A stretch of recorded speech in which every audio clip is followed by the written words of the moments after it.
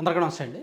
మన రాష్ట్రంలో స్థానిక సంస్థల పదవీ కాలాలు ఈ నెల ఏప్రిల్ 2వ తేదీతో సర్పంచుల పదవీ కాలం ముగియబోతోంది. అండ్ పరిషత్తుల పదవీ కాలం ఈ నెలతో ముగియబోతోంది.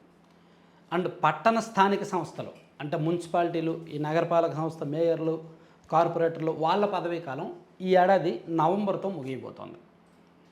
సో నిజానికి స్థానిక సంస్థలు నిర్వహించే అవకాశం ప్రభుత్వం చేతుల్లో ఉంది. స్థానిక సంస్థల ఎన్నికలు నిర్వహించడానికి ఎన్నికల కమిషన్ కూడా సిద్ధంగానే ఉంది. 2025 నవంబర్ నెలలోనే, అంటే 4 నెలల కిందటే ఎన్నికల ప్రధానాధికారి నీలం సాహ్ని గారు రాష్ట్ర వ్యాప్తంగా ఉన్న అన్ని జిల్లాల కలెక్టర్లకు అండ్ అధికారులకు కూడా ఒక సర్క్యులర్ కూడా పంపించారు.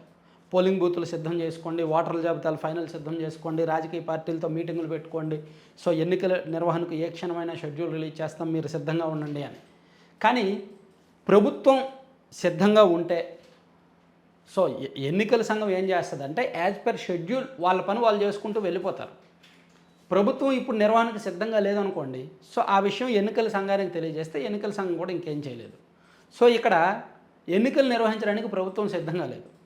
దానికి ప్రభుత్వం చెప్తున్న కారణాలు ఏంటంటే జనగణన పూర్తయిన తర్వాత అని. సో ఇప్పుడు ఇది ఎన్నికలు నిర్వహిస్తే 2011 జనాభా లెక్కల ఆధారంగానే స్థానిక సంస్థల ఎన్నికలు నిర్వహించాలి. సో ఈ రిజర్వేషన్లు అన్నీ కూడా దాని ప్రకారమే కల్పించాలి. సో అక్కడక్కడ రిజర్వేషన్లకు సంబంధించి అభ్యంతరాలు రావచ్చు కొన్ని చోట్ల.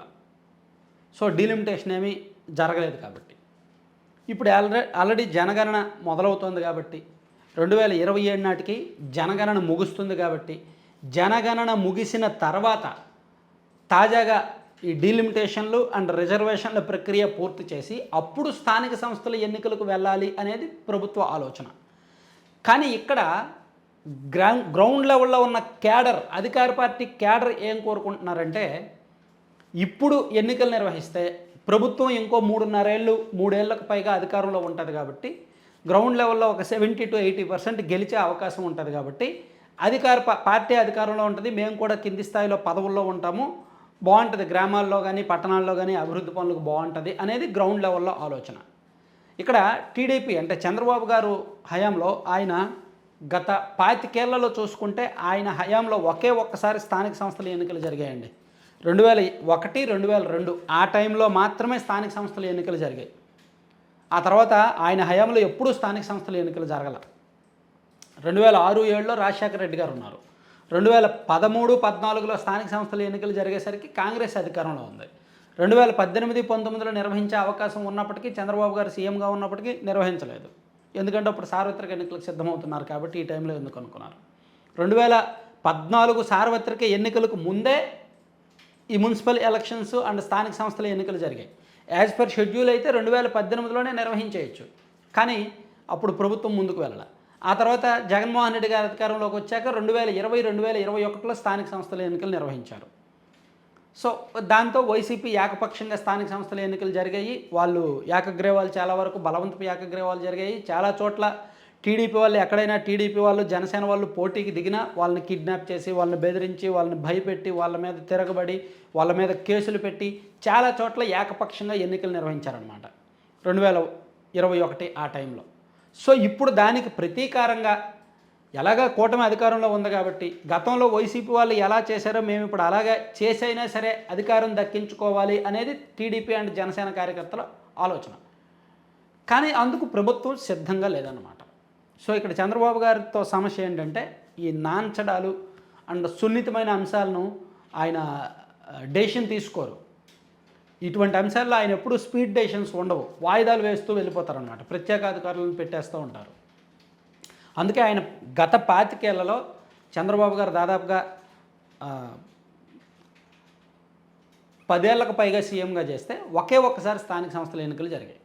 సో మధ్యలో కాంగ్రెస్ హయాంలో 2 సార్లు అండ్ వైసీపీ హయాంలో ఒకసారి జరిగిందనమాట స్థానిక సంస్థల ఎన్నికలు. సో దానివల్ల ఏం జరుగుద్దంటే గ్రౌండ్ లెవెల్లో ఆల్రెడీ క్యాడర్కి నామినేటెడ్ పదవులు ఇవ్వట్ల. నామినేటెడ్ పదవుల విషయంలో లేట్ అవుతుంది. ఎందుకు ఇవ్వట్లేదో కారణం కూడా తెలియదు.